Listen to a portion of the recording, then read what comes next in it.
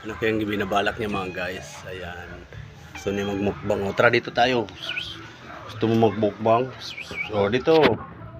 Ayan mga guys. Mamumukbangin ko na si Meow Meow ng cat foods kasi kawawa naman. Pakain mo lang yung kaib. Ayan. Ito na mga guys. Dito na tayo. Marami na siyang cat food mga guys. Kahit naghihirap tayo. Basta ang pusa busog kasi siya ang tagabantay at salakay. Yan mga guys, hindi pa rin ako nakagawa ng pagkainan niya kahit lang yan, hindi naman kasi nagkakalat kasi hindi siya kumakain ng tinik. Mahal itong pusa na ito mga guys. Ayan, gutom na nga talaga mga guys. Oh, piyahok na yung ano ba, lawlaw na yung ano dyan. Nakakain naman siya kagabi, kaninang umaga hindi, kaya siguro nagugutom na siya. Yan. Yan lang talaga mga guys. Panalo siya dyan. Diba? Yan. Taba na rin niya mga guys. Siguro may 2 taon na rin to. Malapit na to kaliritahin mga guys. Simple joke lang. Hindi ako kumakain ng pusa mga guys. Yan. Tako ni mga guys. Mula nung binilhan ko to siya mga guys ng mga ganito. Tipid kasi nito eh. Kawawa kasi siya kung puro tinik.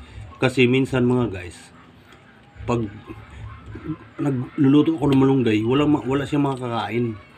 Eh minsan lang naman ako na ay nakakabili naman kami ng isda.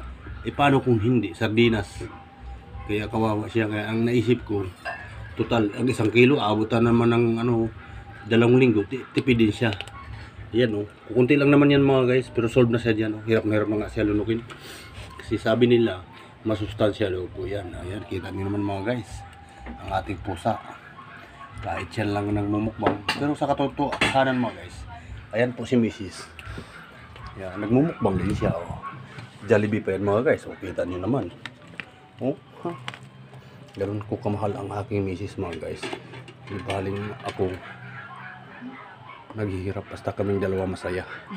O, di ba? Masaya siya mga guys. Ganun din ang pusa ko mga guys. Pag pinapakain ko siya mga guys, masaya din. Di ba? Si Mrs. nga, masaya na nagdadalili.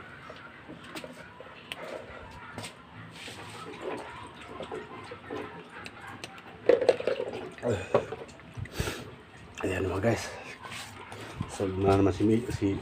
Ayan pati si Mrs. So na mga guys. Oh. Di ba? Meron pa siyang take out mga guys. Katabi na niya yan. Di ba? Marami yung kamay ko. Ikaw na lang. Ganun ko kalap si Mrs. mga guys. Tumturog pa yung niya mga guys. Kaso natapon yung mga guys yung sauce. Kaya nahalo na. Yan mga guys. Oh, may plug pa yan mga guys. Bandira. Palatandaan na sa kanya yan. Pag may mga agaw, sigurado sapul mga guys. Kaya dito tayo sa Meow Meow mga guys. Ayan si Meow Meow. Ang tabayan na natin ang kanyang pagmumukbang. O, diba? Maganda pag cat food mga guys. Hindi nagkakalat. Pero pag dyan siguro mga guys, pag may tinik, nakakainis. Kasi tatangayin niya mga guys. Lilipat siya dito. Kaya kunwari saan. Tapos babalik siya. Babalik, tatago na naman siya. Takot siyang agawan. Pero pag dito mga guys, hindi natatangayin. Ang dami niyan. Isa-isahin ba na yan? O, diba? Ang lapit talaga niya, oh. Paborito na ngayon. Mula nung binilang ko siya ng cat foods, ang nangyayari, hindi na siya kumakain ng tinik ngayon. Ang kinakain niya lang mga guys, hasang. Yan, hasang. Kaya, pag may hasang, doon ko siya pinapakain sa labas kasi nagkakalat, malansa. Kaya, pag cat food dito lang kasi pwede naman walisin yan mamaya ni Mrs. Kasi kahit si Mrs. Isa lang kamay yan. Ano pa rin siya. Yun, kita naman guys, nagreklamo siya, wala nang asukal. O, kita, ang gagawin namin mga guys, mamaya, alas 6 lang kami.